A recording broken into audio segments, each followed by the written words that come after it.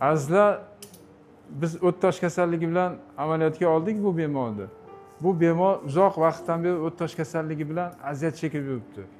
Og'riq xurujlar juda ko'p bo'lgan. Hozir biz shu amaliyotga olganimizda o't qopiga yo'g'onchak kelib yopishib, biz yo'g'onchakni yopishgan joyda ajratganimizdan keyin yo'g'onchakda teshik hosil bo'ldi. Mana shu bir o't tosh kasalligining asolati hisoblanadi. Shuning uchun o't tosh kasalligi bilan aziyat chekib yurgan bo'lsangiz, uni vaqtida operatsiya qilib oldirib tashlash kerak. Aks holda xuddi shunga o'xshagan asoratlar kuzatiladi. Hozir mana shuni birgalashib ko'ramiz. Tub qismiga, dinosiga mana ko'ndalang chambar ichak deydi. Mana shu ichak kelib yopishgan ekan. Ko'rsatamiz.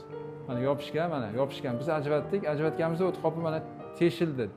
O'zi teshigi bo'lgan buni. Endi mana bu ko'ndalang chambar ichakda ham mana hozir deyarli teshik hosil bo'ldi. Mana shu joyda teshik bor, kichkinagina teshik. Endi bu joyda tikamiz endi. Shu o't tosh kasalligi bilan uzoq vaqt aziyat chekkandan keyin mana shunaqa asoratlar kuzatilishi mumkin. Shu asorat kuzatilgan mana.